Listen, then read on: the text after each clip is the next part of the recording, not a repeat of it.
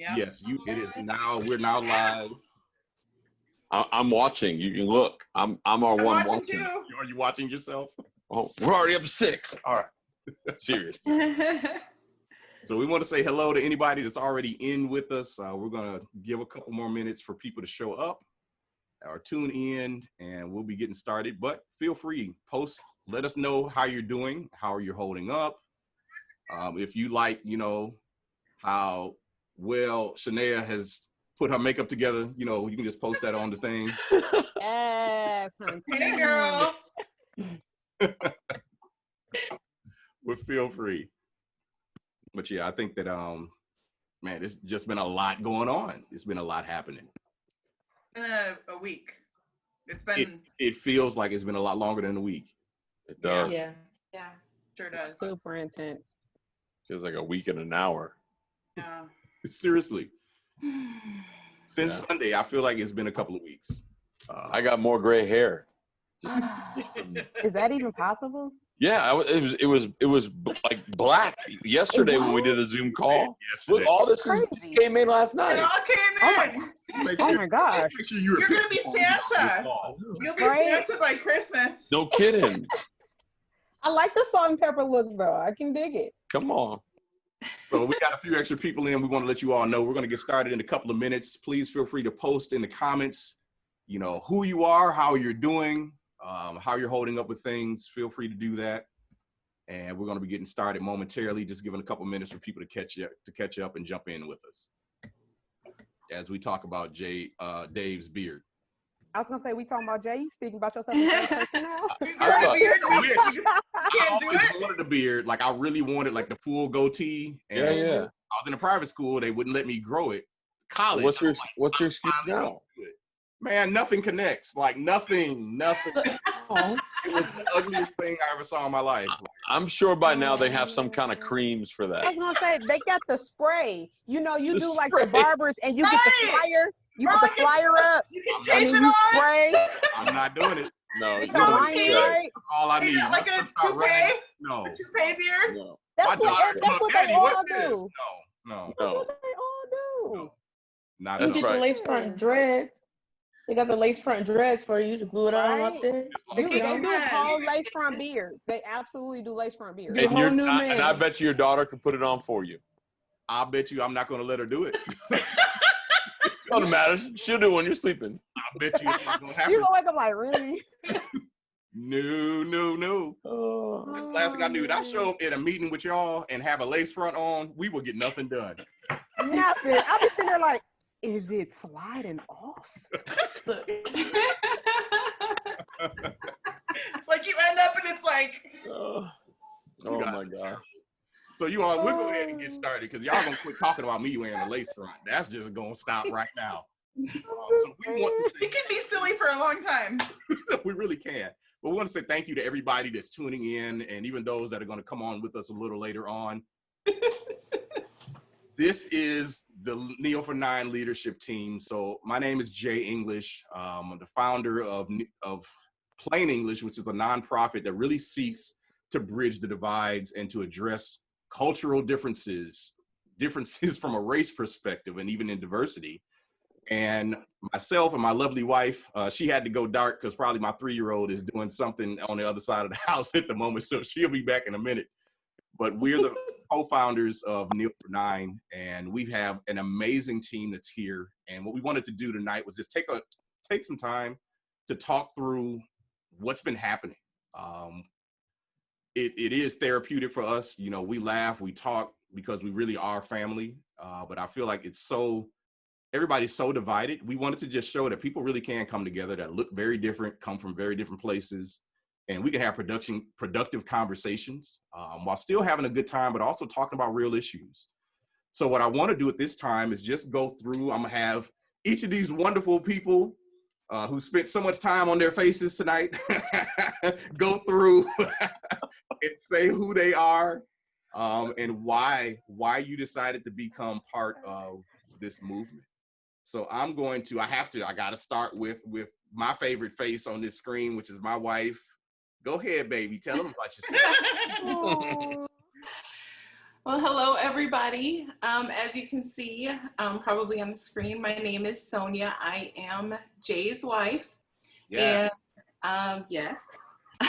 All claims. Fine. I am from Kenosha, born and raised in Kenosha, Wisconsin. Now live and reside in Milwaukee for about the last 2 or 3 years. So Kenosha is home for me, for those of you guys who are in that area.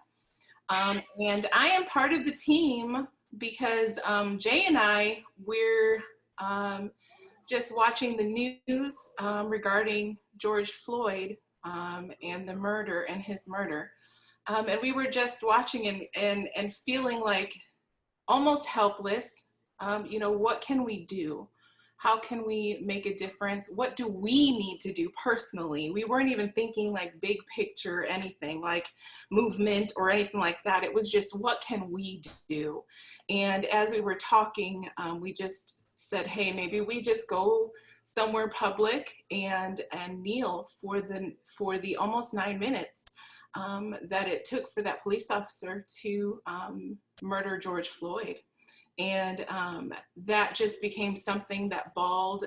We started inviting people. We went on social media, made an invite, made a page, and was just, if anybody else wants to do this with us. And here we are.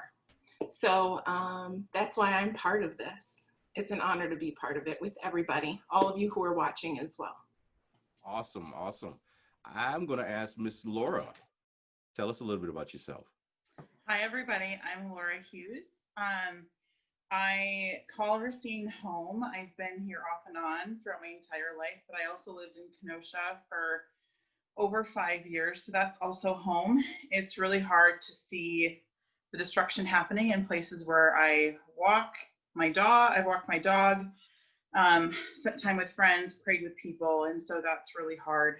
I'm here, first of all, because Sonia and I went to high school together, and we got to reconnect through Meal for Nine, and I just have a big heart for advocacy, advocating for those who aren't able to for themselves because they don't know how, they don't have the resources. So that came through a big health journey for me, advocating for people to get what they need in the healthcare system, and that's kind of spilled over as I've seen what my Black friends go through, the discrimination that happens, the systematic racism that still exists. And so through this, I just have been looking for what I can do.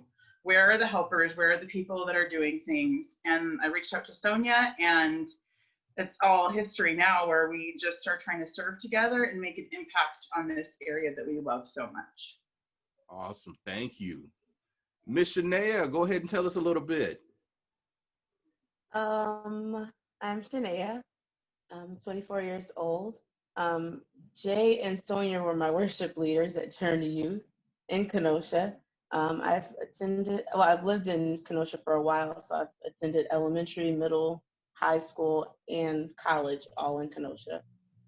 So it's super close to my heart, and it hits home. And I've always had a heart for connecting with people that are hurting or that don't necessarily have people that care for them to a capacity to where it should be. And then when Jay and Sonia started up Kneel for Nine, I just wanted all parts. I just wanted to see how I could help in any possible way. So that's why I'm here. Hey, no, we're glad to have you. And you know, it wasn't that long ago. You know, I feel like, you make me feel old, Shanae. I'm sorry. You make me Well, I meet Jay. How old were you when I met you? 13? I was in high school, so I was like maybe like 15. That's scary. See, if you would let those whiskers come out, they'd be great right now. They look like your people. Come on. All right, so let's go to Miss Washington over here. I'm sorry, Mrs. Washington. Let me fix that, because I want your husband coming for me. Hey, because you know he'll come right to the meal right on the day. Right on the scene. Yes, yes, good people. Hi, my name is Shauna Washington, formerly known as Shauna Kidd. Like, I had to throw that out there. But being, born and raised in Milwaukee, I have seen a lot of growth, a lot of things that I shouldn't have seen as a child growing up. My heart has always been with change and with advocating for young people. I met Pastor Jay and Pastor Sonia at our old church, and like we was like this. They let me be a youth leader. Y'all don't know what they was thinking, but they let me be a youth leader. We were And smart. it really was. And so when I found out from them what they had going on, Pastor Jay and Pastor Sonia already knew. Like, I was like, where I signed at. Like, I'm all for being about change and trying to help bring goodness to the community, and then also just talking about just what we need to do and what we can do. So I'm just happy and honored to be a part of it. And we're glad to have you. Now, for those that's out there, the Wonder Twins are Laura Hughes and Shauna Washington. If you need anything in your life put together, organized, or done within the next 5 minutes. Right. 5 minutes. Not 5 minutes. Brain going on. Literally 5 minutes. It's a true 5. It's just true like 5. For real. It might be less than 5. Like, you need your taxes done, 5 minutes. We should start a tax business. We do. For real. Whatever you need, they will get your life together. So hit them up if you need something. Then we have, last but not least, the detective himself. Stop, man. Stop. Up Put there. that out there now. I'll put that out there. He in the community now. All right. So now I feel like I have to explain this, detective. I know, I was gonna say, you gotta tell about it now. My name is Dave Anderson. I'm the co-lead pastor of Vineyard Milwaukee Church here in Milwaukee. And the reason why I say detective, I also have another job. I work for Milwaukee County Housing Authority and homeless outreach. So I'm out in the street a lot. And lately, a lot of black kids have been calling me a cop. And I'm like, I'm not a cop, though. Well, you look like a cop. Well, what does a cop look like? Like you. And so I told them, so now they're like calling me detective and everything else. And I'm like, I am not a cop. Anyway, I got nothing, whatever. But anyway, so. Y'all know he look like a cop. Stop it. I do not. I look like some people call me a homeless guy. I mean, I don't know what that looks like either. But anyway, we'll stop. The reason why I'm part of Kneel for 9 is when the murder of George Floyd happened, I just started calling all my friends. And I was just like, I need to check on you because I love you and I care about you. And I need to be a friend. And I need whatever it is you're going through, like, I want you to know you don't have to put on a mask with me. You can be angry. You can be frustrated. You can be pissed off. You can do whatever it is you need to be. You can be with me. And so Jay is one of my friends. And we had that long conversation and he told me about Kneel for 9 and I could not say no to this. I care too deeply about people that I love not to be part of this. So it's an honor for me to be part of this. And this team, I'm going to tell you right now, I love being part of this team. These people are amazing, absolutely amazing people. So I'm just happy to be here. They do all the work and I just sort of I don't even know what I bring to this team, but they bring the stuff and I bring the cookout. That's right. I smoke the ribs. That's my contribution to this team. I smoke the ribs and I look like a cop. No, you have a love for people, Dave. You bring a love and passion for God and people. Don't make me cry. It's too early in this video. We're going to make you shed a tear before we leave, though. So just get ready. Yes, sir. You ready? Well, now that you know all of us, and pretty much what you see here is what you get. We didn't want to try to put on any airs or act any different type of way. I think every last one of us here, we kind of dislike a level of phoniness, which is probably why we get along really well. So we're just going to be ourselves. We want to invite you, if you have questions, if you have reflections, if you have things even on your mind that maybe you would want us to even talk about, feel free to throw them in the chat. if you see me looking over to the left, I've got another screen here where I can actually see what's being put up. So, you know, it's not just because I'm doing something crazy. But what we want to do is just start for a few minutes and really just find out, like, how are you all doing this weekend? Man, I feel like, I said, I feel like it's been like 2 or 3 weeks, and it's literally been a couple of days. From Sunday afternoon when the shooting of Jacob Blake happened, all the emotions of that, obviously the videos everywhere, like there's nowhere you can look and that video's not coming across a feed somewhere on social media, to the reporting that night, to, I know even for me, it was kind of like, oh man, here we go. Kenosha is about to be some smoke for real. You know, I was looking at Sonia, and, you know, Sunday night, it was some people out. We knew Monday was going to be a mess because people were going to be protesting. But then my concern was like Tuesday. And I don't even know how many of you all know this, but the reality is there's a lot of outsiders who purposefully look for things like this to come into the city when stuff like this happens. So you think about Sunday night, this stuff hits the fan. They need about 24 hours. They got to get their messaging out and they got to travel. Yeah. So my fear was like, I remember telling Sonia, man, by Tuesday, I really pray, like I really got a bad feeling. I'm hoping I'm wrong. And Tuesday became, you know, everything being set on fire, people breaking out all the windows on all the cars and car lots and all these different things. So I want to just find out, you know, from what you've seen, what you've experienced, your own personal feelings. Some of you who live there, I know Sonia, your family's still there. Where are you all? You know, anybody, just how are you feeling? And I just want to say before we, as we're proceeding, feel free, if you're watching us, or even if you're watching a replay, feel free to chime in and share, because your voice matters. Yeah. And feel free to chime in and answer these questions along with us, because other people may be impacted, encouraged, or just have more questions based off of what you have to say as well. Absolutely. And please share as well. Share this to your page, share this to other people's pages. We feel like this is just going to be helpful. It's definitely going to be helpful for us, if nothing else. So how are you all feeling? You know, what's kind of your thoughts? I know obviously there's probably going to be another night tonight after what happened yesterday. They're talking about sending federal agents down now, and we see how well that's worked out in Portland. That didn't calm things down, unfortunately. It actually ratcheted things up. Yeah.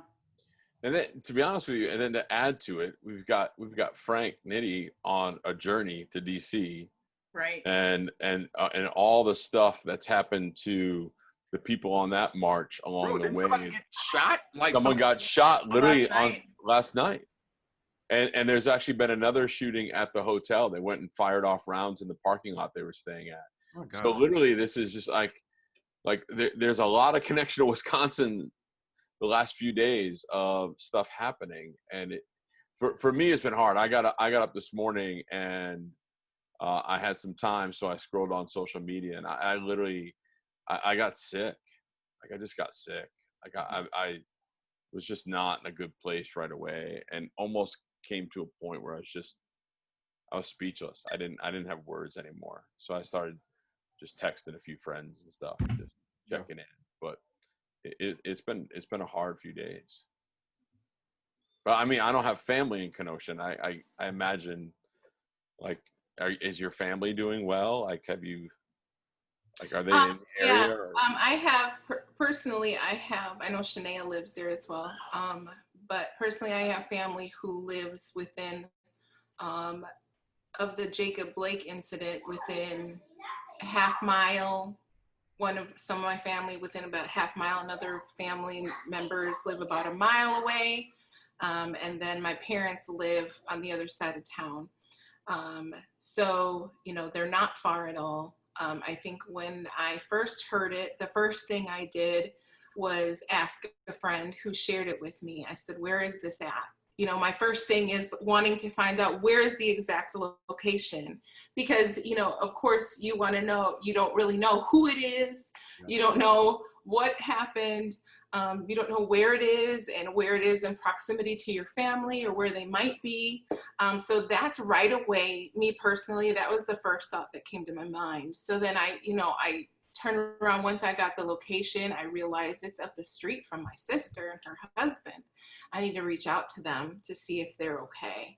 And so, you know, I reached out and they said they had heard they weren't in the vicinity at the time. Thank God they were, you know, okay. And so that was a sense of relief for me. And then finding out that my brother and his wife happened to be they were all together at my parents' house. And so God had his hand on them at that time. And those are the family that lives closest to proximity to them or to the incident. And then, you know, as I was just thinking and watching, I watched the video without even really realizing or knowing what I was about to see. Yeah. And because it was all so new, like people are saying, I'm praying for Kenosha, and then here's the video. And I didn't, like, it was just one of those, because I was so just thinking about family and my mind was all over the place, that I just hit play. And even with the George Floyd, I was so cautious and you know, paused before even thinking about watching the video. And I think it was just kind of almost like, well, what do I need to do? And how can, you know, and then I watched it. And then after watching it, I had this moment of shock and gasp. And Jay didn't even know what was going on at that point, because I'm just on my phone. And he's like, what's wrong? What's going on? So then I shared with him, you know, what was happening. So in the midst, it's kind of been a bit of a roller coaster, where it has been relief because the people that I know and love are okay. But then it is a sadness for Jacob Blake and his family. It is frustration and anger for feeling like maybe the justice hasn't been found.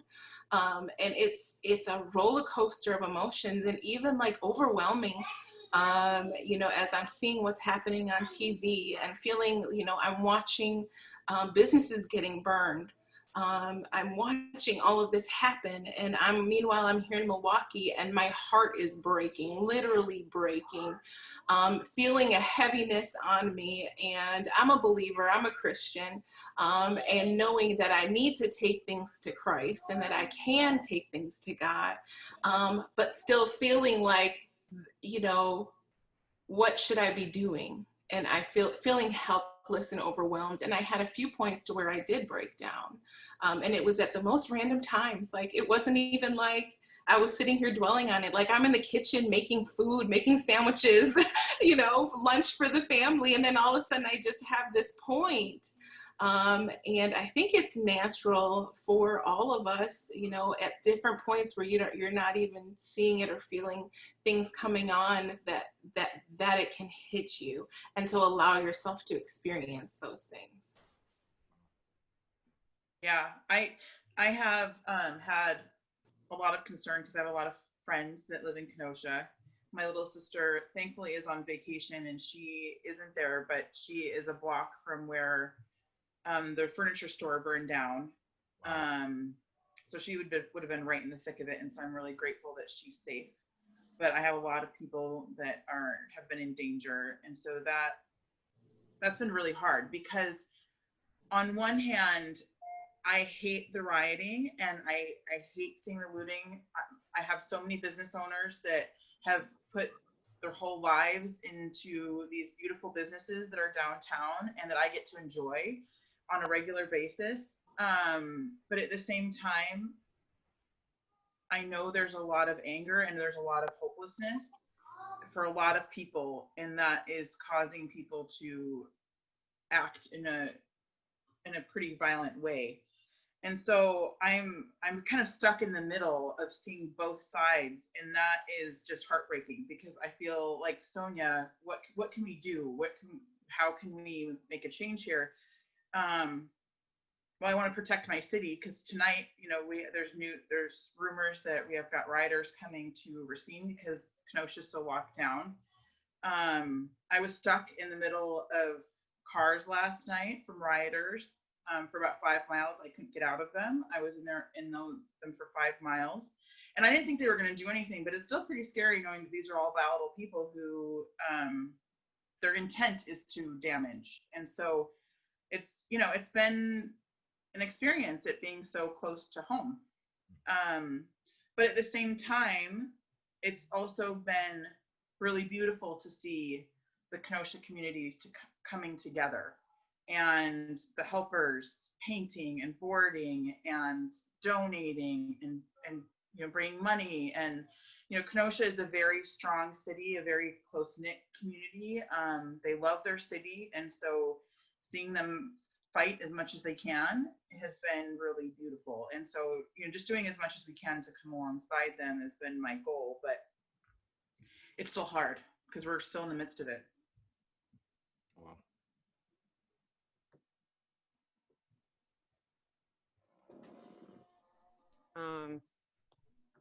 I have like a whole slew of family that's from Kenosha and that still lives in Kenosha. So I had like mixed feelings about it, right?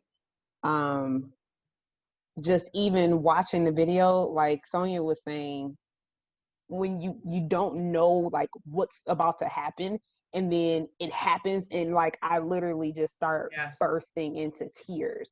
Yeah. And it was like I was crying because of what was happening, but then I was crying because it was like, again, you know what I mean? Like, again, and I'm tired. I'm so tired, and I feel like I'm stuck between a place of being Black and being saved. Mm-hmm. And the reason why I say that is because the Black in me wants to go and set stuff on fire and be upset and be raged. You know what I mean? Like, I'm angry, I'm tired. I've dealt with racism all my life, you know what I mean? And having a Black husband and a Black son and all of that stuff, like you know what I mean? Like, I'm tired, but then I'm like, but I know that's not the answer. I know that's not gonna solve anything. And that's why I have to fight from the other side. You know what I mean? But that's why I'm like, I'm torn, because I get why they're raged, why they're angry, why they're breaking and tearing things down. It's like we've been on this Martin Luther King Jr.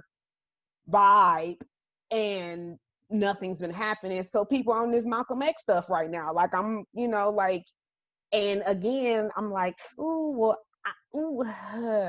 can't, and I won't, because I know the difference. I know what's right and what's wrong, but they also know what's right and what's wrong, yet my people keep dying. So I'm just like, I just stay prayed up, like, oh Lord, I just, like I thank God I have a relationship with God, because I don't even know where I would be if I did not. I don't think I wouldn't be able to deal with this. Look, I told y'all earlier, like, if I didn't already know Jesus right now, I'll be honest with you, I'd be struggling. Even just from his children, because I'm having more problems with Christians than I'm having with my friends who don't know Christ at all. Like, when I tell you, I'm having more problems with churches and people that claim to know Christ than I'm having with anybody outside of the church. So I'm glad I know him for myself. Yes. Yeah. It's really hard to see people in the church be so one side, you're either on one side or the other. You can't be in the middle. You can't have nuance. Yeah, there's no balance. You're either with us or against us, and that's it. Like, that's what it is. Yeah. And it's hard to watch people not thinking and not walking in love in this. It's really hard. It's really, really hard. And I don't understand it. And it makes me angry. I understand. I'm angry with you. I'm angry. Shania, how are you doing? I think I think I gotten to the point where I've had to kind of tell myself I don't think it's wise for me to speak on how I'm feeling, because I'm so irritated. I'm so frustrated with seeing it all the time. Like, you can go on YouTube and you can just look up executions of Black men, and it'd be like, boop, there it is. Like, it's at the tip of your fingers, and it's so easy and accessible to. And then, like, the fact, like, for me, it's like the fact that we're all watching the same thing, but I'm still having to argue with why it was wrong. Like, That part That is part. infuriating to me. Yeah. Yeah. And I usually try to, my mom has taught me to be a kind of a medium in between, just to keep the peace. You know, God is at the center of it all. But yesterday when we were in our group and I said, I think I have to take a break from social media for at least an hour. When I took that break for an hour, and my sister told me before that, she was like, you need to take a break because this is consuming you. Yeah. And then I was just like, okay. So I took a break for an hour. And then after that, like during that hour, I'm like, wow. And Journey's like doing a prayer every night. And I just listened to it for a little bit. And then it was just kind of an aha moment where I forgot how to pray. Like, I feel like I don't have the strength to pray anymore. And that it's becoming hard to pray. And just taking that break from social media for a little bit, and even just for the rest of the night. I didn't find out until we were taking our flight to DC that all that stuff had happened that night. So I just have said it's wiser. I think it's more wise for me not to say how I'm feeling, because I know some days, I'm frustrated, I'm mad. And then some days, like I'm so sad. Like, it's like you're grieving for freedom that you were never given. And you do that every single day. And I'm like, at this point, I'm like, what is going to help? And then it was just kind of like yesterday when I took that break, it was just kind of like, we took God out of being the center, and it's like we're trying to instruct him on how to fix this issue. And I was just like, I had to check myself, because I was like, maybe that is me. I'm telling him, like, this is how I'm feeling, this is what I'm going through, and I feel like you're not fixing the issue. And then I feel like his response to me is, do you know who I am? Mm-hmm. Right. So Wow. it's extremely, I'm still mad, I'm still frustrated, and on top of trying to deal with my own emotions, it's like I understand reaching out. I have friends I've tried to reach out, or some people I haven't even talked to, and they're just trying to reach out, and it's just kind of like I don't have the answers. I have no answers, because I don't even know how I feel. Yeah. So that's just been a struggle. That my inner Peter has definitely been a struggle for me, for sure. But we gonna try to keep that Peter in control. Yep. No, we got your back. If you need to vent, you can catch us offline. We won't put that live. We'll record that. Yeah. Don't record that one. No, we won't. But, hey, you just dropped some wisdom though. Like, seriously. Yeah, real talk. Yeah. Like what is the center? You know, Yeah. I often think about when I see when I see white people who claim that they're Christians, and I want to say, well, what did you build your foundation on? Like, for real? Like, do you know my Jesus? Do you know my Jesus? You know, when they freak out and they're like, all lives matter, and I'm like, come on. I'm like, Jesus went after the most vulnerable, the most in pain, the most, the one that was on the fringe. And right now, that's my Black Lives Matter. Like, that's what it is. And it comes back to, I love what you said, is what's at the center for you. It's like, let me bring it back to, like, what's my center? Where's this coming from? Where's my foundation? And if I without my faith, like, I don't know where I'd be. I don't know where I'd be without Jesus. And you get in this thing where you're stuck in it. The social media, the videos, everything else, and you get lost in it, and you get angry. And some of that anger is righteous anger. Absolutely. But like, always come back to what is the center of what's going on, and is God there in me before I open my mouth, before I click the next angry button, or the next angry response on Facebook. Like, what is at my center, right? But before I know none of you do that. None of you do the angry typing back or the angry button. I know. It's just me. We do the angry typing, but then we hit delete. Like, we delete it. Sometimes I hit send. Yep. You gonna get this? That's it. Right. Yep. I got time today. That's I got I had to get off. told Start Sonya that today. yesterday. I said, no, you know what? I got time for this. I got some time. Yeah. And I know I have to check myself, because there's times when I want to get down in the weeds. No better way. Yes. Hey, I see where you went. Yeah. I'm coming too. Right. Let's go. I can respond back up. That's why I have to go back up. What is my point? What is my message? And focus on that instead of getting lost. Yeah, and what are we here for? What are we here trying to do? Yes. Obviously, more of my concern has just been everything's already divided. Like, it's already polarized. So what can I do as an individual for those that are open to it, to bring those of us that believe in togetherness? How do we come together and do something different? How do we come together and at least show there still is some love? There still are people that do care. There still are allies. There still are people that actually get it. There are people that do believe that Black Lives Matter and don't condone violence and destruction. Like, Can we talk about that for a second? go ahead. 'Cause I see your face. You know what I love? We are off our questions. We're like, forget the questions. We just do what we do. No questions. We do us. You know That's what right. I'm That's saying? right. Forget those early meetings that we have and talk about. Hey, her face lit up real quick. Oh, we gonna talk about that right now. Sonya, go.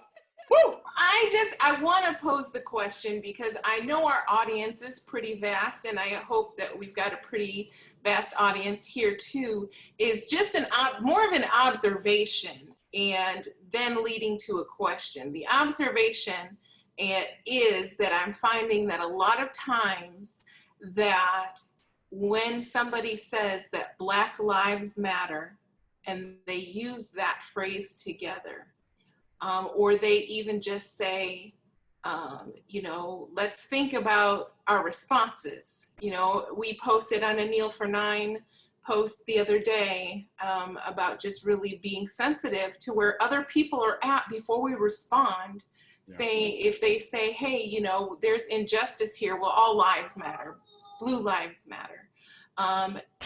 And just being sensitive to that.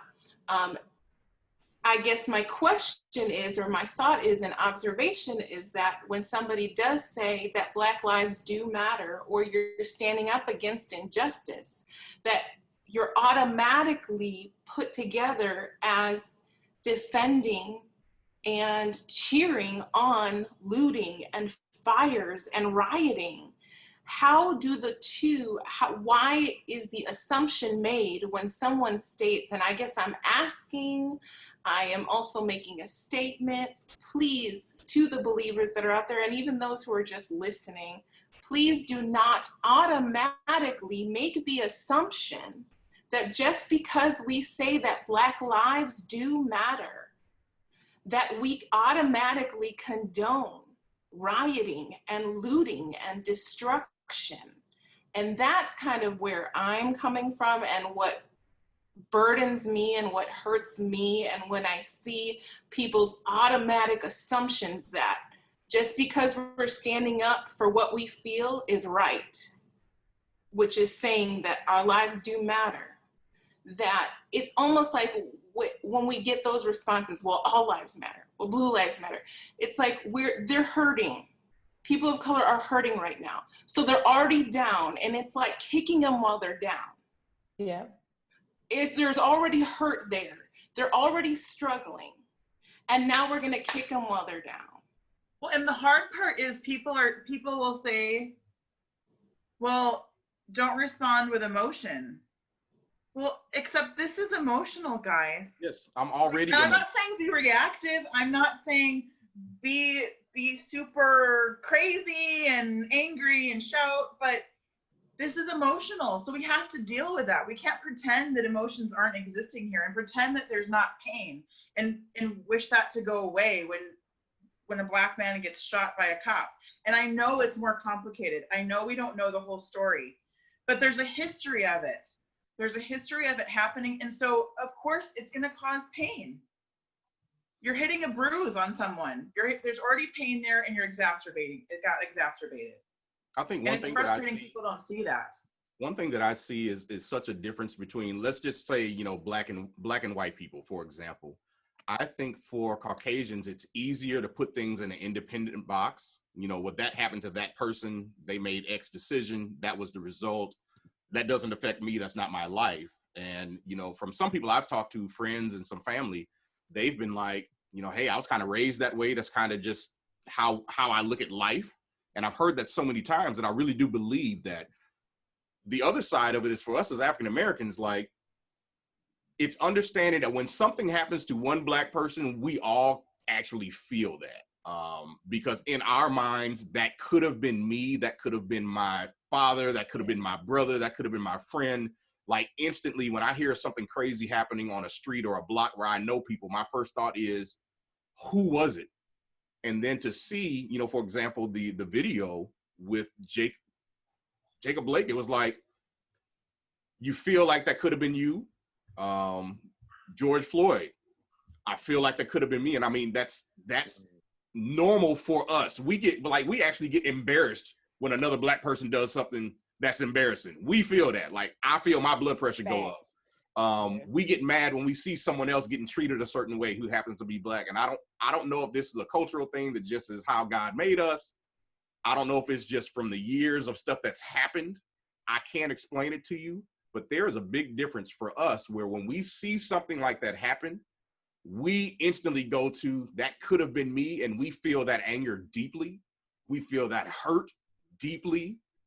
And so when you feel like people are not acknowledging the hurt, and that's what I feel when people respond to me with All Lives Matter, it's just that you're not listening to my current hurt. You're bypassing it and trying to bring something to me. Put your mind on this. Well, all lives. No, I'm telling you right now, I need you to focus on mine. Right. I need you to focus on what's happening in my life. And if that's selfish, then it is. Allow me to be selfish in my hurt, because I'm asking you to sit with me in that for a few minutes. I'm asking you for empathy. I'm asking you, even if you don't understand, just nod your head and give me a hug. Don't disregard where I am or what I'm feeling. And that's what that phrase comes off as. Well, and I think one of the things that sometimes, and I've been guilty of this as a Christian, is we're not good at sitting in the ashes with people. Yeah, there you go. Wow. Yeah. I was going to say, especially, you know, we have sort of this, I grew up on the East Coast where we're just mean sometimes. But like the Midwest has sort of this surface level of friendliness, right? And we don't get vulnerable, we don't get intimate, right? And there's this almost fear of intimacy and letting you in. So I keep you at a distance, and I just insulated myself. If I have to, I don't even put myself in a position where I can understand your pain, because I don't want to go there, because then I have to actually either look at my own pain or my own fault in that pain, my own process and how I've been part of that, whether it be personally or whether I've been part of a system, or how I haven't stepped in when I could have stepped in to injustices. And then if I listen to your pain, if I see your pain, if I engage you in that pain, that means I have to look inward, and nobody wants to do that. I run into more people that just don't want to look at their own garbage in their own soul. And so what they do is they push the people of color, the Black Lives Matter, all that stuff. They push that pain away, and they want to put it all in a nice little neat box so they can define it, and they keep it at a distance. So that way they don't have to look inward. Dave, let me ask you a question, and maybe you can help me with this. Is there a part of people, specifically from the Caucasian culture, where I feel like there can be two truths? America can absolutely be an incredible country that I wouldn't want to live anywhere else. But at the same time, I've had some bad experiences that tell me there's a lot more work that needs to be done. And I feel that when I have some of these conversations with people, to your point, acknowledging my real hurt and my truth would also shed light on the reality that we are living under the same system, but it's operating very differently for me. Yeah.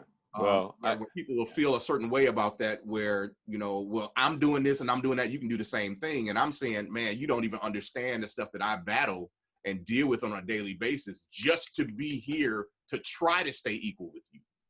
Yes.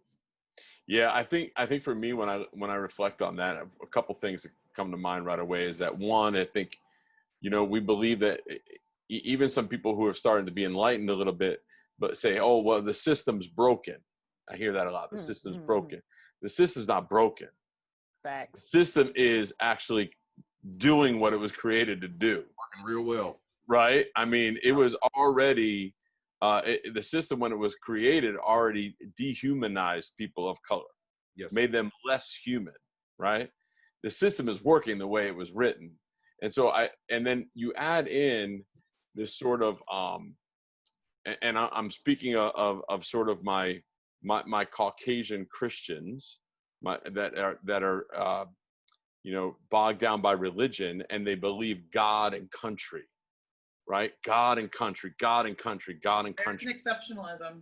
Right? And so that God and country, that's broken, because it's just God, right? It's not God and country. It's not God, and it's not, it's not grace. It's God. It's God. Yep. And we tie those two together. And I think the problem is, we have to divorce ourselves from that. It's God. If we can figure out God, like then we can maybe move on to country and all this system that we created was wrong. But we can't figure out God yet. Like, we can't figure out how we're supposed to act. Like, we can't figure out how to be like Jesus yet, and dive into all of the teachings that he's taught us, how to love each other and show mercy and grace. If we can't figure that out yet, man, what are we doing with nation? Like, forget that right now. Like, let's focus on Jesus. And if allow him to do the stuff inside of us, and then what pours out of that could be something really, really beautiful. But I think that's the problem, Jay. I think we've been thinking about, it's this sort of, it's the same thing with our political parties, right? Yeah. We think, in order to be a Christian, I have to be Republican, and we have to divorce ourselves from that. Like, hey, I came across a lady that literally posted on her page, if you vote Democrat, you are going to hell. You cannot be a Christian. Like, she literally said, you cannot. And I was like, I'm trying to figure out at what point this became to that level politically. Somebody on the feed here said they're saying country and God. They actually putting country first. Yeah. Like, we got the country figured out. We'll worry about God later. Right. Yeah. Now, Shada, I want to ask you something. As a mother of a Black son, how is this affecting you? What does this do for you or to you? You obviously, you mentioned your husband, but I think your son, you're always going to look at your baby different. Let me tell you. Trying not to get emotional thinking about that, but like, even the fact that my son wants to like walk to the basketball court or ride his bike to the basketball court, I'm like, yeah, you can't. We used to live in the hood, right? And the hood was like home, because you know what it is. And now we live in the suburbs, and I'm actually more concerned about his life than I was when he was in the hood. You know what I'm saying? Because it's like, now we're not in our territory. Right? We're in a place where we are the minority, and my son is Black. Yeah. And so, no, he can't go to the gas station without me going with him. No, he can't, there's just ways he can't move, and he doesn't understand, because where we used to live was cool. I'm like, yeah, so, we move over here so you can go to the better school, because we already know the inner city schools, they do it like that on purpose, right? So we moved to the suburbs so you can go to the better school, which is great, but then he has to deal with me being scared. And yes, like I have to be like, okay, God, I know I was just a vessel when I gave birth to him, and he belongs to you.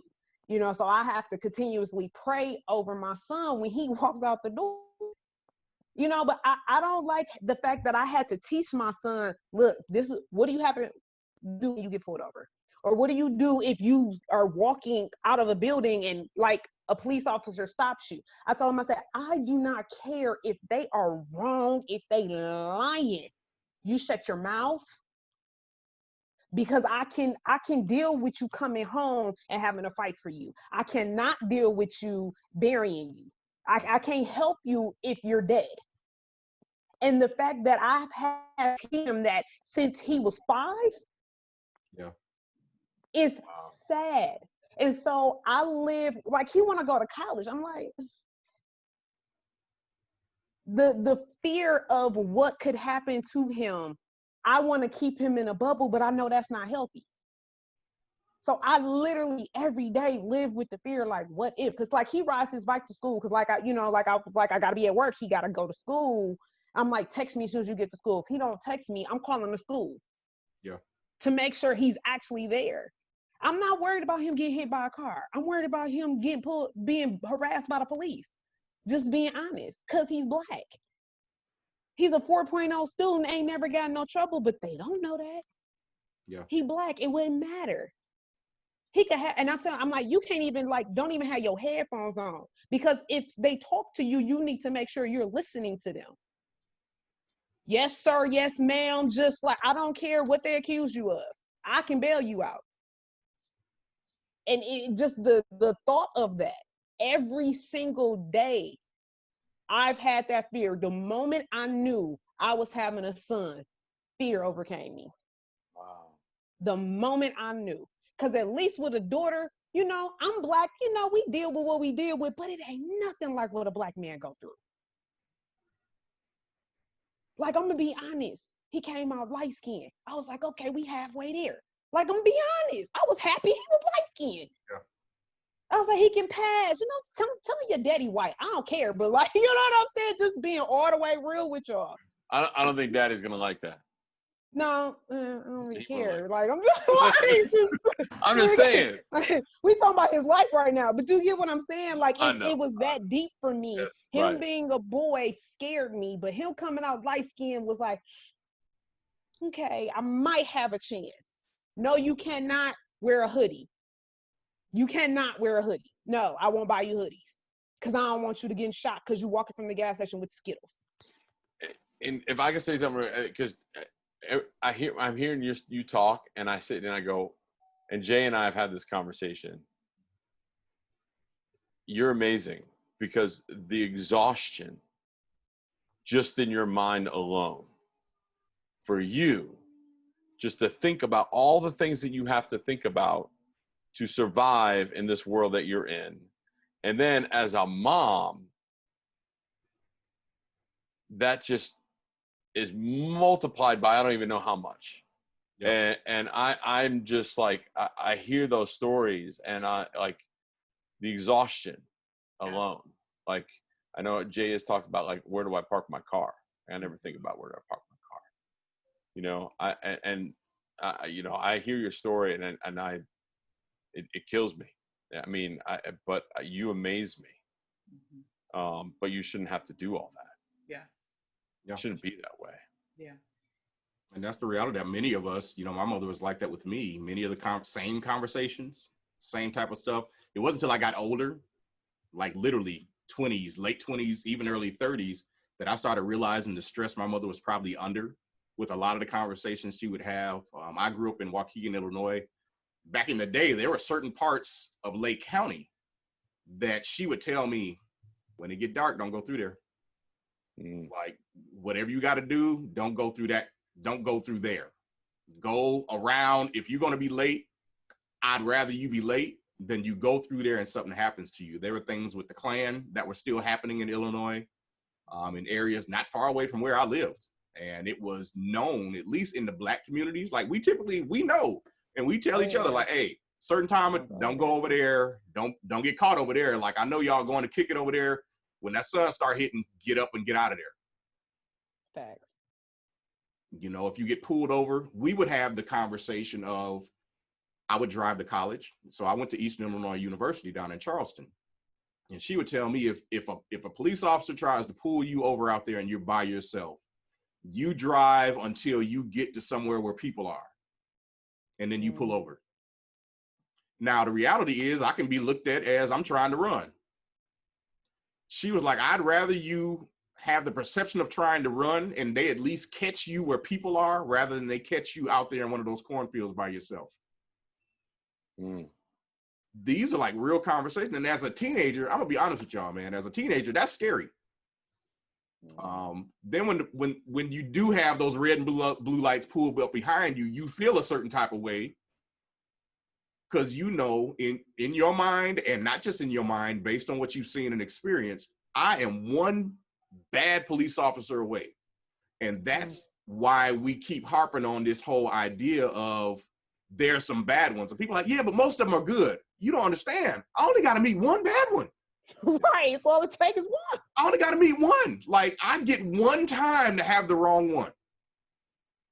And I might not be here. And that's something that we feel to our core every time we get pulled over. Like, I'm talking about adults, I'm talking about seniors, I'm talking about grown people who have been in the military. Like, we all, when I had these conversations with people, we all have that moment of, I just want to get home.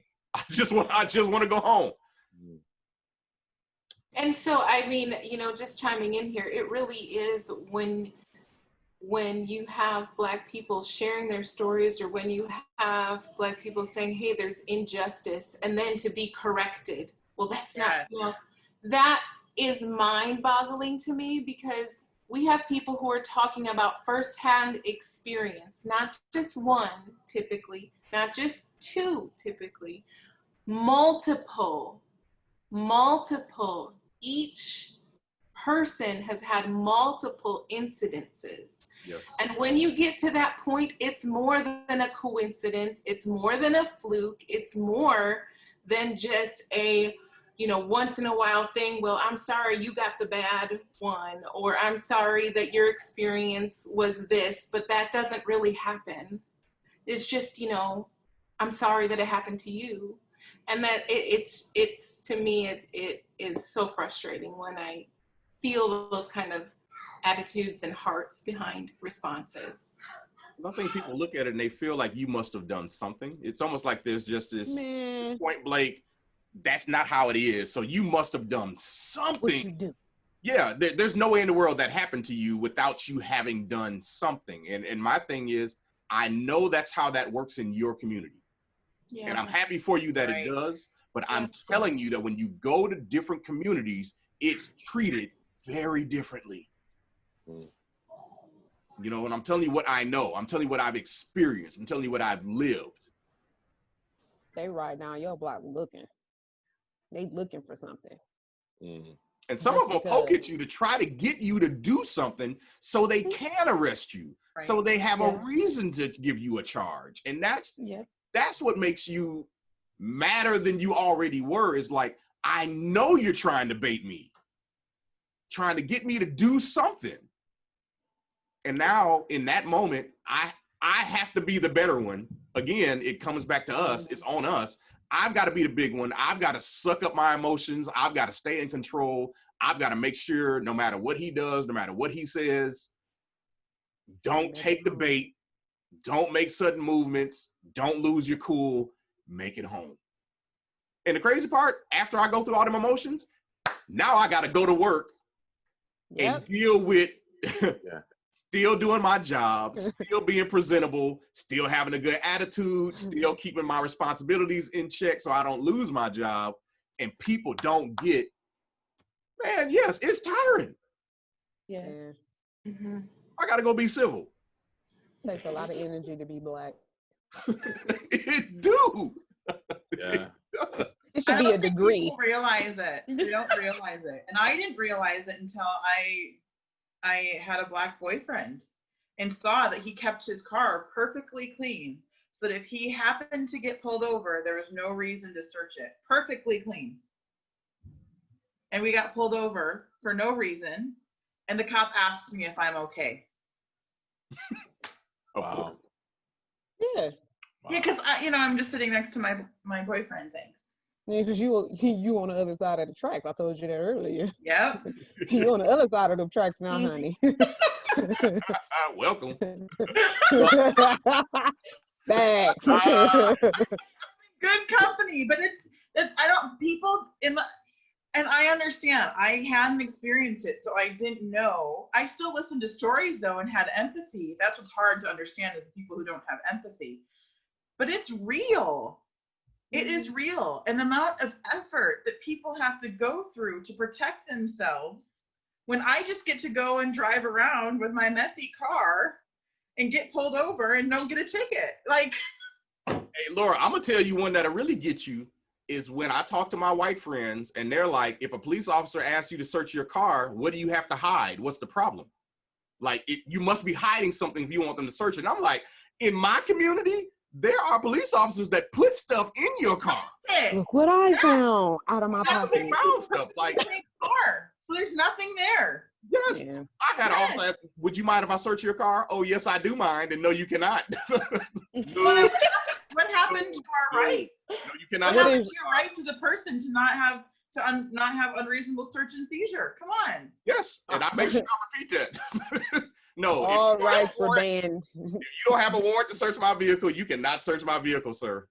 And I think it's important for like the white people listening to this right now is they need to have the posture of just listening to you. Yes. Like so many times I have watched people tell their story and then a white person like Sonia brought up just a brilliant point. Like they want to say, well, yeah, well, why did they search your car? There must have been something there. You must have been suspicious, or you must have, talked back to them, or you got really loud with that cop or whatever. Like, no, you white people, you just need to listen. Yeah. Like have a posture of listening. Shut your mouth and just listen. Listen, because there are people. Yeah, there are people that have these stories to tell, and you need to listen to them. You just need to listen and have a posture of learning, because we think we know everything, and we think that we have something to say about everything. And the truth is, sometimes we just need to shut our mouth and we need to listen. Like we need to hear these stories, and we need to bring it, like, understand it, come from the point of understanding rather than that. And then change the way we are, change the way we react, But learn from it. Yeah, learn from it. I mean, it boggles my mind. And you sit there and you're like, like I keep saying, it's exhausting. Like I hear Jay's stories and I'm like, man, I'm so glad you're smarter than I am, because like you have to think about way too much stuff in 5 minutes. I don't think like that ever. Like I don't think as much as you do. I got its own. And it's a good thing I don't have to, or else I'd be in real trouble, because we already know what comes stupid stuff. Right. Anyway. Shanae was gonna say something. Yeah. Oh, and even with that, like I feel like the question for me that's been coming up is kind of a trigger question, but I get where they're coming from, because it's true. I understand that there's white privilege, but in that, I feel like I still have to remind people that it is still a privilege to be Black. Like there's a resilience in being Black. It's not just like, oh, let me use my privilege to come in and fix everything. No, there's still a privilege with being Black. There's still a pride with being Black. There's a lot of things that we go through that we have to laugh about in order to take happy pills. Come on, really? That's not even fair. That's not even fair. Get your braids, queen. Okay.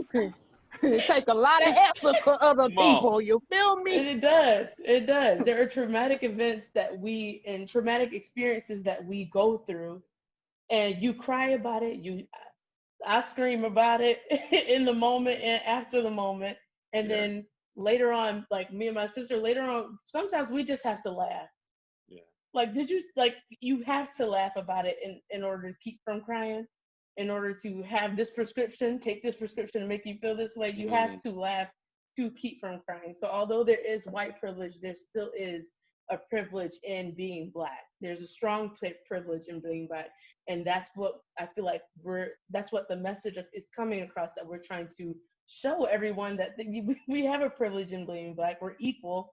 And the beautiful thing about different cultures is we all have something to bring to the table. It's just that don't just allow the Black culture to bring the cool stuff to the table, and then you want us to leave our problems at the door. Right. Don't take my swag. Don't take my swag. That's it. Well, it's just like how God made women givers of life, right? We still need the man, but we're the ones who are givers of life. Black people are more than just givers of style. Yes. And so just kind of you gotta take all of us. But by them not taking all of us, like you said, that makes us resilient. And I feel like that is like in our DNA. Like everybody God didn't make everybody one race, right? Because every race has their own component that strengthens who they are. You know what I'm saying? And unfortunately, ours is just, it's a little rough. It's a little rough. But I would trade it for nothing in the world, because this is not 10. He definitely made us. He definitely made us. Put a little something extra in our batter. Right. Got the secret sauce. They need to go on the toaster. You feel me? This is all me. All that glory. All that glory. Yes. Beautiful. I'm just saying. I found out that my wife came with some culture in the house. Boy, she started putting some of them dishes, and I was like, "You make this? Oh my God! I struck gold twice." You better come on. Look, there's a value in taking the other cultures in their fullness. Yes. Everything that culture brings to the table, because it is different, doesn't make it bad. You know what I'm saying? Just because it's different, it might even be weird to you. Right. That doesn't make it bad. That doesn't make it worthless. That doesn't make it something that you shouldn't be willing to try, or something you're willing to listen to. Right. Those are some of the realities. And I look at, I was talking to some people the other day, and I said there were a number of companies I have worked for that I could never be my authentic self at. Just couldn't be. I had to be somebody different. My authentic self stayed getting written up. I stayed in trouble. You're too loud. You talk too much. You're socializing. You're laughing too loud. I can hear you all the way up the hallway. Like, they gave me all type of business, and I learned to basically just keep my mouth shut, stay to myself, and leave people alone. On the flip side, though, I fast forward to when, honestly, Park Lawn gave me that opportunity to do that job in the community. And it was like, this is what I was made to do. You want me to go outside, meet people, talk, laugh, and build relationships. And all I could think of is how many companies missed out on the best of me. Yeah. How many companies could I have helped? Could I have built relationships for? Could I have partnered with? Could I have been out and been the face for them in multiple scenarios? And all they saw was, you're too loud, you socialize too much, you're different. Instead of taking that and saying, how can we use that? How can that bring something to us that could be of benefit? And, that's more of my concern with everybody, is this conversation we're having. How do we come together and value what God made us as in our unique cultures, in our unique individual spaces, because it's needed. When you said that, it reminded me, just a little twist on that. I wonder, the flip side of that is companies that sort of hire you and use you. Oh, for the token. That's right. Well, you know what? At the time, if they hired me, they gave me a big enough check. Right, but I mean, even not just the token, but like, oh, you know what? We need someone loud, and we need someone, and they don't necessarily care about you. Yeah. They care about what you're bringing, and that's a little bit of a subtlety, but I think that's still an issue. Yeah. Because it's still checking a box, but it's checking not only just maybe, I got my person of color check, but also it's checking a box of, oh, I got the person of color with that certain style check, and not actually caring about, hey, how can you actually advance in the company and not always stuck in sales and move your way up the chain even. But no, we wanted loud extrovert person to be in sales and do that, that's where you're going to stay. Yeah. They're using you for what your culture is, rather than loving you for who you are and the culture you represent, and allowing you the opportunities to grow how you want to grow. I think that's real. Yeah. And I think that's a more subtle one, but I think that's still, I'm really asking, like, do you see that as an issue as well, or not? Not so much. Typically, if I'm really honest, typically if you get hired, they're hiring you to do something specific, and you learn very quickly if they really care about you as a person. You come in, if you have ideas and you realize all your ideas are being shot down, if you're trying to expand yourself, you're trying to, have ride-alongs, I'll use sales as an example. You're trying to do ride-alongs. You're trying to learn from other sales reps. You're trying to sit with, your managers. You're trying to get meetings so that you can learn other things, and they're constantly, I don't have time, or, no, you don't need to learn this right now. That's a good one. You don't need to learn this right now. Oh, we got so-and-so to do that. You don't even worry about that. After a while, you start feeling that. And you'll start noticing, you know what? And I know I've done it, and I know other people who've done it too. I'm going to go ask this just to see what they say, to see if I'm right. And you start testing. You start asking questions. You start seeking out jobs within and seeing, I know I'm qualified for this. Are they even considering me? Mm. Can I move around? Am I giving opportunities? And sometimes you find out, no, you know what? They're just checking a box on me. Yeah.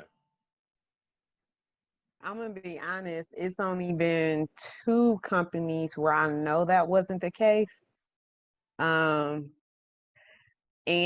both of those, one, the organization was founded by a Black person. And then the other one was the Black person was the director. Those were the 2 opportunities that I had that appreciated me for who I was and the way I was, and not looked at me as a checked box. But all of my corporate jobs with the larger companies, I knew what it was. Mm. It's just so sad because you're so talented. Thank you. You are so For real. talented. Yes. Real. Yeah. But people don't see, they don't, it's, and then, I got other baggage too, so I got other issues too, but yeah, we won't talk about those. The only issue you have is that you live in Texas and you don't live in Milwaukee, so we can figure out a way to hire you. That's okay. Man, that's that thing. That's the only issue, in my opinion. I get my first $6 million grant. I'm just telling you, you hired.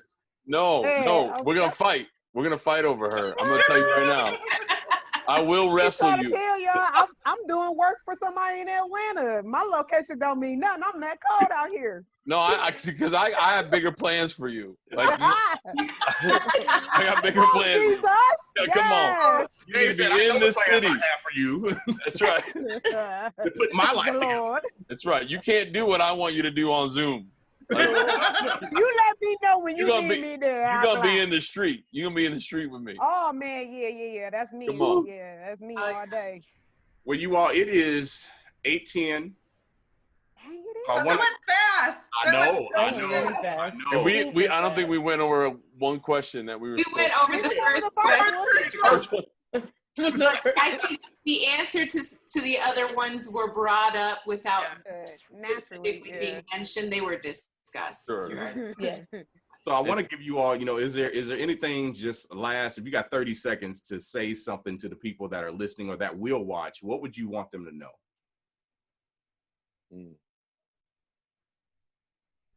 Let's not all speak at once. Like, I mean, I want to be thoughtful. I know I'm putting you on the spot. I know. I think we addressed this, but I'm going to summarize this. Is we just really, even when you're hurting, you need to approach each situation with empathy, and don't jump to conclusions. If people would pause and approach with empathy, that would solve so much. That's I didn't even need 30. Yeah, but you stole some of mine, which really stinks. No, I'm just Well, kidding. you can repeat it. We can. Well, but I was gonna same segue to thing. you. Segue. You set me up. Oh, Dave. Just the posture, like Yeah. you know, and I'm speaking to white people right now. The posture of listening and learning. And then the other thing I would actually say is, and it's the experience I mentioned at the beginning, how everyone thinks I'm a cop.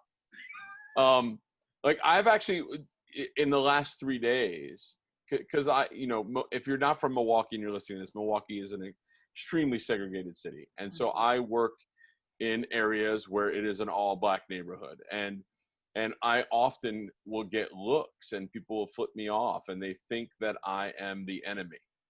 And if you've listened to this talk at all, I'm not. Like, I am for you. I am Black Lives Matter. I am for injustice. I am for stepping in and actually also reflecting on my inward too, like where my blind spots are. And so I would just say that not all white people are bad. And I know it feels that way right now. I know it feels that way when you're on social media. It feels that way. Yes. But there are some of us out there that are advocating for you and love you and don't want to see this system anymore. So. And Dave and I are in this for the long haul. We're just not here for right now. We are here, and we're not quitting anytime soon. That's right. We're not gonna let you. I know you won't. You got my number. They wouldn't have put you in this group if that was who you were. Dave has been my brother since day one when we first met. I was like, it's just, the friendship that we've been able to build over the last, few years. There are some incredible people out here, and that's really important. When I think of just the friendships that we have just on this screen and how important those are during hard times or times when my day has been jacked up and I got a meeting with y'all. And I already know, man, you know what? This day been terrible, but I'm going to get on this meeting and I bet you I'm going to have a good time. Good time. We always have a good time. Sweetie, what do you have? What would you want to say in 30 seconds? Oh, I'm still kind of just going through. You want me to skip this, Shania? No, I got something. I think, just in reflection to where we are right now, to have hope, not to lose hope, to hold on to hope. That's what I just keep feeling, because I think that there's a lot of people right now that do feel hopeless and helpless. God hasn't left you. We're here for you. Please know that you can inbox Neil for 9 or any of us that are on here personally. If you just need somebody to talk to, if you have questions, if there's any way that we can help, please don't hesitate. If you have questions, just general, like we have gotten inboxed many times with people's questions on how do I handle this, or this happened at work, or this happened at church, and what are your thoughts on this? We're happy to answer those, so we're here for you. Yeah. It's a good word. Sorry, it might be a little bit loud. My sisters are back. But I would just say, just allow yourself time to breathe.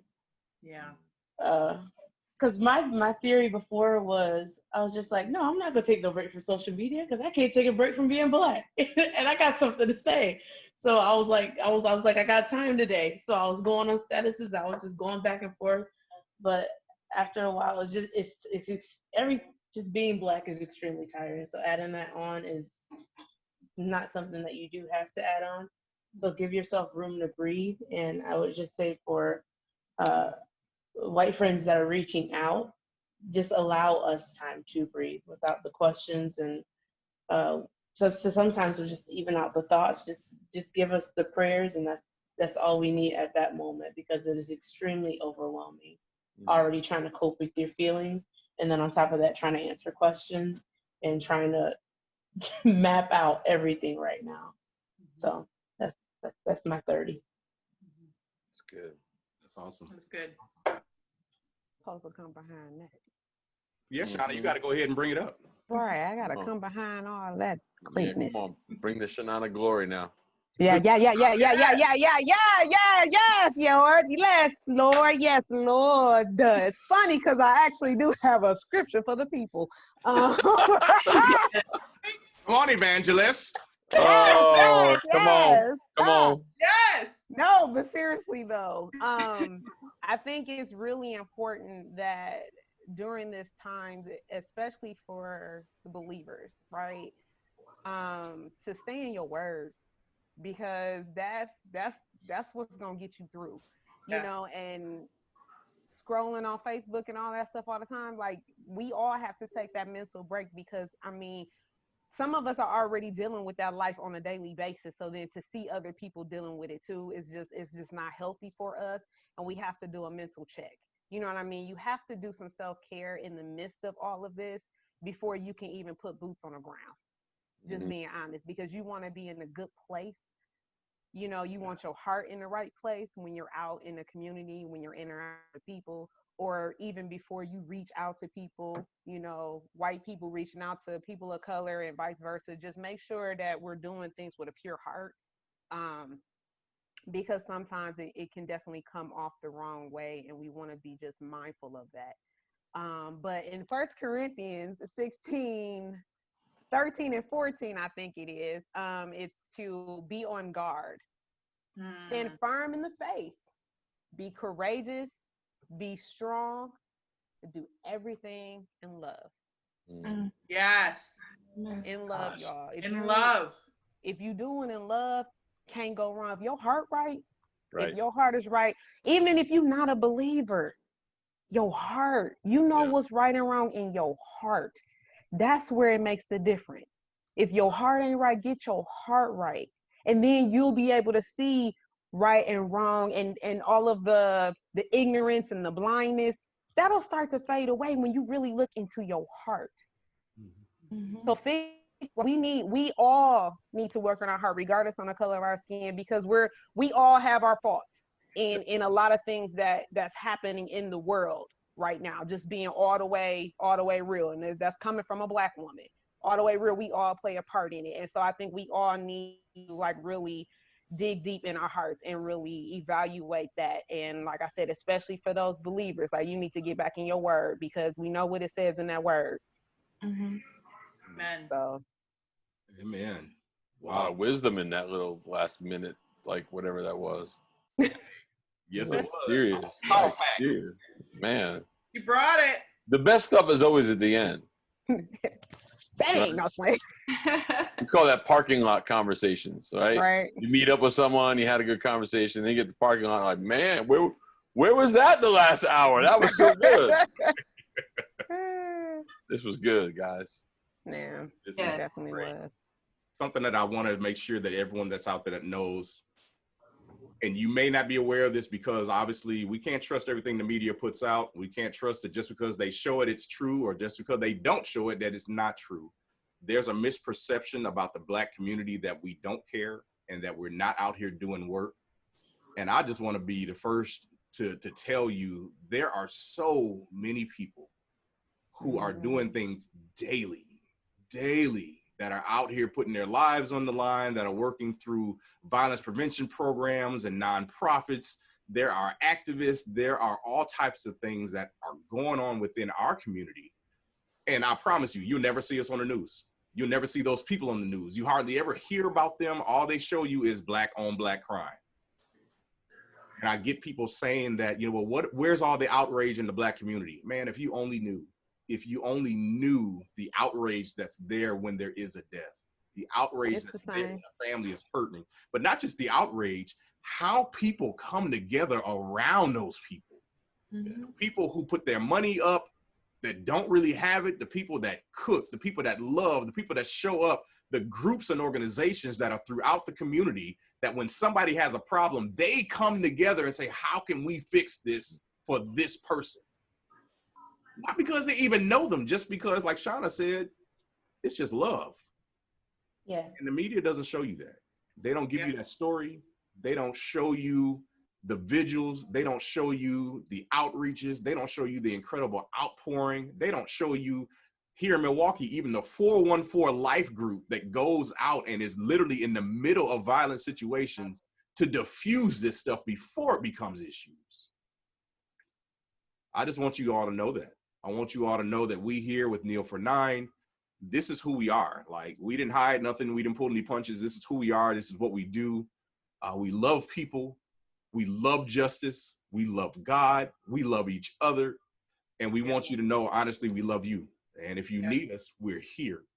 I want to make sure that you know that we're going to be working on some action items and some action plans. We're going to be posting some things to the page. I know even Dave provided us some information here that if you're interested in even contacting the Kenosha District Attorney, we're going to be posting that information. I know Diana Schmidt had posted something the other day with information on how to contact some officials and to let them know your displeasure with things that may be happening. I'm working with the Office of Violence Prevention here in Milwaukee tomorrow. We're having a meeting where we're going to be talking about some things we might be able to do and bring down as resources to Kenosha. We all have resources and people that we know. And even if you're listening or if you know people that could be of help or have resources that would be available, please inbox us, let us know. Yes. And then also we want you to know that there is a march going on in Washington, D.C. Shania is actually there on site right now. Yes. So she's going to be a part of that march. That's going on Friday. And we're going to make sure that we share that to the Kneel for 9 page if you want to watch it. Or if you want to just inbox Shania, she's going to try to go live for us so she can bring some reality of what's actually going on down on the ground. We're really proud of her and happy for her for making that trip. But it's just some amazing things happening. We want to ask that you all please keep Kenosha in prayer, even for tonight. We're praying for peace. We're praying for justice. But we're also praying for people to really come together and to do more of this. We hope that we modeled that well for you. Because this is what we do. We laugh, we talk about each other. We talk about real problems. We encourage each other. We listen and we learn. But most of all, we love. So we're going to go ahead and let you all go. Please feel free to share this. Shania has something. I'm not going to even leave. One more thing. Because in Kenosha, there are actually a lot of African American community leaders that have been doing so much while the protests have been going on, and even at night while the riots have been going on. So there's even so many African American community leaders in Kenosha that are doing so much right now. And I know one of them has been continuously out there in the streets as everything has been happening on live. So there are even a lot of resources in that, the Kenosha Doers, and they do so much for Kenosha, and they have been during everything since Sunday and beyond Sunday, honestly. So that's awesome.